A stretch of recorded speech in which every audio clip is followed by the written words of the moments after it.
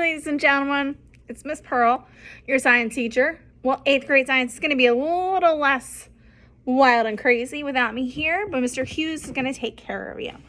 So we have been working on day 1, day 2, and day 3 for our different environments. I made my little environment here, and yes, I made sure to use my fork to mix up the water and the dirt.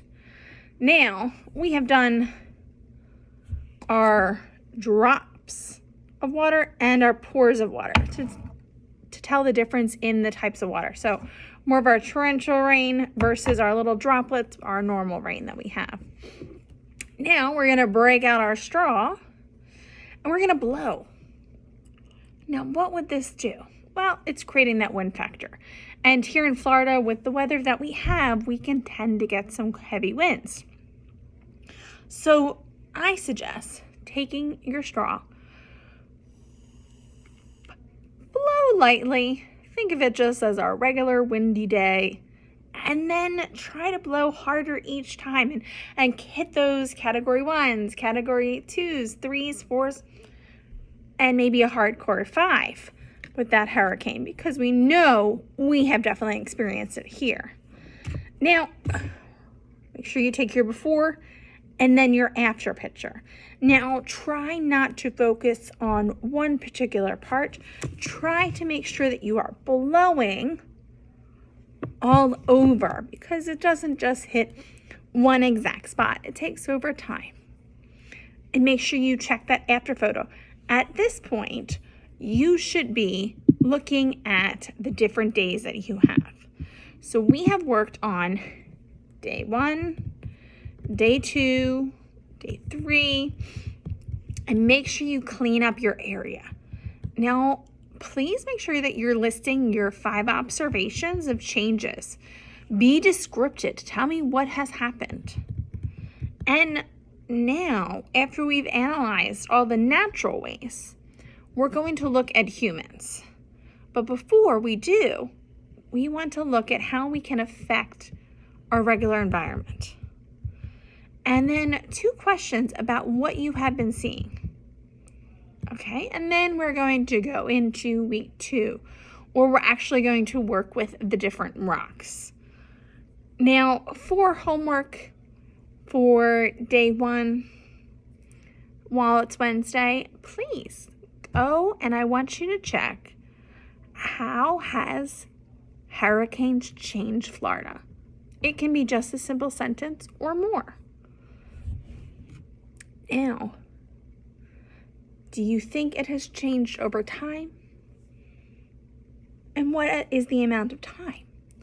Has it been 100 years? Has it been just one hurricane? How has it changed? Now, this is going to be quite a bit of homework, so I do want you to give me a little bit more information. Now, you can send it to me via email, but you can turn it in. Now, ladies and gentlemen, I want you to work on day 1, okay? And day 2, you can work on your environments. Make sure they're to the best that they can be.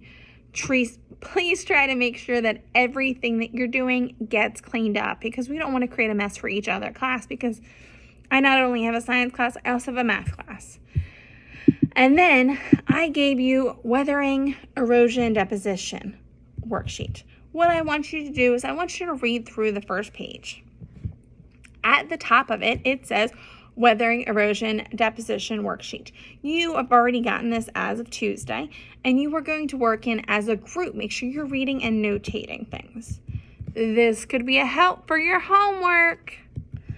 All right, now you are going to answer the 2 questions at the bottom. All right, and then I want you to be able to answer questions 1 through 8. And it says whether it's erosion, weathering, or both.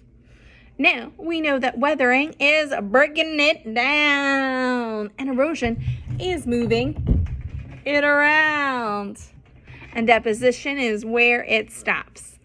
All right, so those are the questions, whether you can read in it that it is moving it or it's just breaking it down. Now we will start to see some depositions in your environments as you build and create and slowly see how they change.